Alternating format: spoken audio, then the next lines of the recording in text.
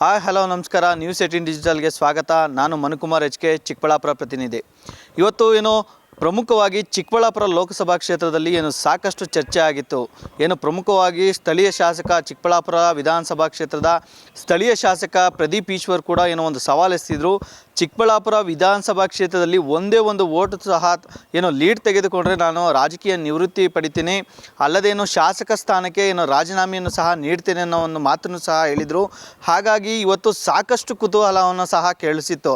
ಆದರೆ ಇವತ್ತು ಅಂತಿಮವಾಗಿ ರಾಜಕೀಯ ಅಜ್ಞಾತವಾಸವನ್ನು ಮುಗಿಸಿದಂಥ ಡಾಕ್ಟರ್ ಕೆ ಸುಧಾಕರ್ ಅವರು ಇವತ್ತು BJPಯಲ್ಲಿ ಜಯಬೇರಿಯನ್ನು ಸಾಧಿಸಿರುವಂಥದ್ದು.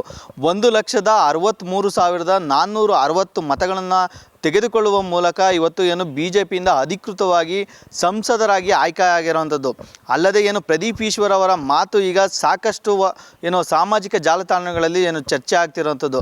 ಅಲ್ಲದೆ ಚಿಕ್ಕಬಳ್ಳಾಪುರ ವಿಧಾನಸಭಾ ಕ್ಷೇತ್ರದಲ್ಲೇ ಸುಮಾರು 22,000ಕ್ಕೂ ಹೆಚ್ಚು ಮತಗಳನ್ನು ತೆಗೆದುಕೊಂಡಂಥ ಹಿನ್ನೆಲೆಯಲ್ಲಿ ಈಗ ಜನರು ಸಹ ಚಿಕ್ಕಬಳ್ಳಾಪುರ ವಿಧಾನಸಭಾ ಕ್ಷೇತ್ರದಲ್ಲೇ ಕೂಡ ಸಾಕಷ್ಟು ಜನರು ಮಾತಾಡ್ಕೊತಿರೋದು.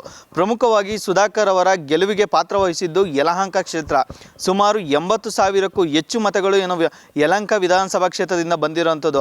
ಅಲ್ಲದೆ ದೊಡ್ಡಬಳ್ಳಾಪುರದಿಂದಲೂ ಸಹ 22,000ಕ್ಕೂ ಹೆಚ್ಚು ಮತಗಳು ಬಂದಿರುವಂಥದ್ದು. ಅಲ್ಲದೆ ಇಲ್ಲಿ ಗಮನಿಸಬೇಕಾದಂಥ ವಿಷಯ ಏನಂದರೆ, ಸಿಟ್ಟಿಂಗ್ MLAಗಳು ಅಂದರೆ ಕಾಂಗ್ರೆಸ್ಸಿಂದ ಗೆದ್ದಂಥ ಆಯ್ಕೆಯಾಗಿದ್ದಂಥ ಸಿಟ್ಟಿಂಗ್ MLA ಇರ್ತಕ್ಕಂಥ ನೆಲಮಂಗಲ, ದೇವನಹಳ್ಳಿಗಳಲ್ಲೂ ಸಹ BJP ಅಭ್ಯರ್ಥಿ ಡಾಕ್ಟರ್ ಕೆ ಸುಧಾಕರ್ಗೆ ಹೆಚ್ಚಿನ ಮತಗಳು ಬಂದಿರುವಂಥದ್ದು. ಪ್ರಮುಖವಾಗಿ ನೆಲಮಂಗಲದಲ್ಲೂ ಸಹ 35,000ಕ್ಕೂ ಹೆಚ್ಚು ಮತಗಳು ಸುಧಾಕರ್ ಪರ ಬಂದಿರುವಂಥದ್ದು. ಅಲ್ಲದೆ ಈಗ ಹಾಲಿ ಸಚಿವರು ಆಗಿರ್ತಕ್ಕಂಥ ಆಹಾರ ಸಚಿವರಾಗಿರ್ತಕ್ಕಂಥ ದೇವನಹಳ್ಳಿ ವಿಧಾನಸಭಾ ಕ್ಷೇತ್ರವನ್ನು ಪ್ರತಿನಿಧಿಸಿದಂಥ KH ಮುನಿಯಪ್ಪರ ವಿಧಾನಸಭಾ ಕ್ಷೇತ್ರದಲ್ಲೂ ಸಹ ಸುಧಾಕರ್ಗೆ 5,000ಕ್ಕೂ ಹೆಚ್ಚು ಮತಗಳ ಅಂತರದಿಂದ ಲೀಡ್ ಬಂದಿರುವಂಥದ್ದು. ಈ ಎಲ್ಲ ಡೆವಲಪ್ಮೆಂಟ್ಗಳನ್ನು ಸಹ ಗಮನಿಸಿದರೆ ಸುಧಾಕರ್ ಒಂದು ರಾಜಕೀಯ ಅಜ್ಞಾತವಾಸವನ್ನು ಎದುರಿಸ್ತಿದ್ರು. ಆ ಅಜ್ಞಾತವಾಸಕ್ಕೆ ಇವತ್ತು ತೆರೆ ಬಿದ್ದಿರುವಂಥದ್ದು. ಪ್ರಮುಖವಾಗಿ ಎಲ್ಲ ಕಾಂಗ್ರೆಸ್ನ 2 ಉಸ್ತುವಾರಿ ಸಚಿವರು ಅಂದರೆ ಡಾಕ್ಟರ್ MC ಸುಧಾಕರ್ ಮತ್ತು KH ಮುನಿಯಪ್ಪ ಅವರು ಕೂಡ ಕಾಂಗ್ರೆಸ್ ಅಭ್ಯರ್ಥಿ ರಕ್ಷಾರಾಮಯ್ಯ ಅವರನ್ನ ಗೆಲ್ಲಿಸಲೇಬೇಕು ಅಂತ ಪಣ ತೊಟ್ಟು ರಾತ್ರಿ ಹಗಲು ಕೆಲಸವನ್ನು ಮಾಡಿದರು.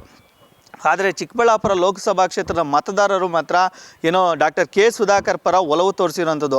ಅಲ್ಲದೆ ಜನಸಾಮಾನ್ಯರು ಮಾತಾಡ್ಕೊತಿದ್ದಂಥದ್ದು ಡಾಕ್ಟರ್ ಕೆ ಸುಧಾಕರ್ ಅವಧಿಯಲ್ಲಿ ಸಾಕಷ್ಟು ಅಭಿವೃದ್ಧಿಯನ್ನು ಸಹ ಚಿಕ್ಕಬಳ್ಳಾಪುರಕ್ಕೆ ಮಾಡಿದರು.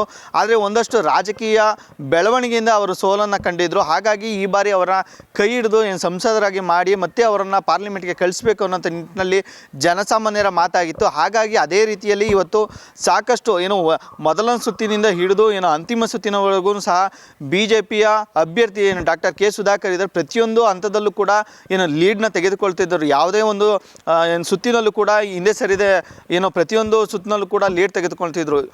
ಪ್ರಮುಖವಾಗಿ ಚಿಕ್ಕಬಳ್ಳಾಪುರ ವಿಧಾನಸಭಾ ಕ್ಷೇತ್ರದಲ್ಲಿ 22,000 ಲೀಡ್ ತೆಗೆದುಕೊಂಡ್ರು. ಈಗ ಸಾಮಾಜಿಕ ಜಾಲತಾಣದಲ್ಲಿ ಎಲ್ಲಿ ನೋಡಿದ್ರು ಕೂಡ ಚಿಕ್ಕಬಳ್ಳಾಪುರದ್ದೇ ಸದ್ದು.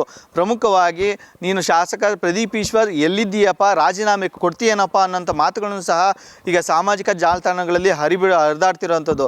ಈಗಾಗಲೇ ಈಗ ಮತ ಎಣಿಕೆ ಕೇಂದ್ರಕ್ಕೂ ಸಹ ಬೆಳಗ್ಗೆಯಿಂದಲೂ ಸಹ ಶಾಸಕ ಪ್ರದೀಪ್ ಈಶ್ವರ್ ಕೂಡ ಬಂದಿರಲಿಲ್ಲ. ರಕ್ಷಾರಾಮಯ್ಯರು ಕೂಡ ಬಂದಿದ್ದರು. ಮತಗಳ ಅಂತರ ತಿಳ್ಕೊಂಡು ನಂತರ ಇಲ್ಲಿಂದ ತೆರಳಿದರು. ಪ್ರಮುಖವಾಗಿ ಸುಧಾಕರ್ ಅವರ ರಾಜಕೀಯ ಭವಿಷ್ಯವೇ ಇವತ್ತು ಅಡಗಿತ್ತು ಅಂತಲೇ ಹೇಳ್ಬೋದು. ಯಾಕಂದರೆ ಇದೊಂದು ಸೋಲು ಏನಾದರೂ ಕಂಡಿದ್ರೆ ಮತ್ತೆ ರಾಜಕೀಯವಾಗಿ ಸಾಕಷ್ಟು ಹಿನ್ನಡೆಯನ್ನು ಕಾಣ್ತಾ ಇದ್ರು. ಪ್ರಮುಖವಾಗಿ ಎಲ್ಲರೂ ಸಹ ಒಂದಾಗಿ ಅವರನ್ನು ಸೋಲಿಸಬೇಕು ಅನ್ನೋ ನಿಟ್ಟಿನಲ್ಲೂ ಸಹ ಕೆಲಸವನ್ನು ಸಹ ಮಾಡ್ತಿದ್ರು. ಹಾಗಾಗಿ ಇವತ್ತು ರಾಜಕೀಯವಾಗಿ ಡಾಕ್ಟರ್ ಕೆ ಸುಧಾಕರ್ಗೆ ಒಂದು ಭದ್ರ ಭವಿಷ್ಯವನ್ನು ಕಟ್ಟಿಕೊಟ್ಟಿದೆ ಅಂತಲೇ ಹೇಳ್ಬೋದು.